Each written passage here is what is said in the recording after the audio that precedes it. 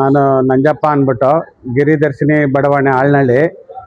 ಇದೇನಪ್ಪ ಅಂದರೆ ಈ ನಮ್ಮ ಲೇಔಟ್ಗೆ ಸುತ್ತಮುತ್ತ ಪೊಲೀಸ್ ಲೇಔಟು, ಗಿರಿದರ್ಶಿನಿ ಲೇಔಟು, ಆಲ್ನಳ್ಳಿ ಲೇಔಟು ಎಲ್ಲ ಸುಮಾರು ಒಂದು 20 ಲೇಔಟ್ಗೆ ಸಿಹಿ ನೀರು ವ್ಯವಸ್ಥೆ ಇಲ್ಲ, ರಸ್ತೆ ವ್ಯವಸ್ಥೆ ಇಲ್ಲ. ಅದಕ್ಕೆ ಸಲುವಾಗಿ ನಮ್ಮ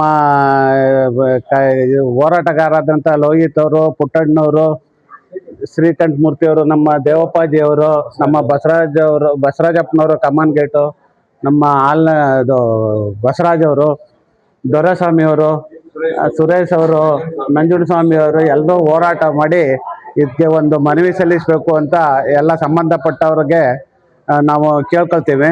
ಆದ್ದರಿಂದ ನಮಗೆ ಆದಷ್ಟು ಬೇಗ ಈ ರಸ್ತೆ ವ್ಯವಸ್ಥೆ, ಸಿಹಿ ನೀರು ವ್ಯವಸ್ಥೆಯನ್ನು ತಾವು ಆದಷ್ಟು ಬೇಗ ಮಾಡಿಕೊಡ್ಬೇಕಾಗಿ ತಮ್ಮಲ್ಲಿ ಮನವಿ ಮಾಡ್ಕೊಳ್ತೀವಿ.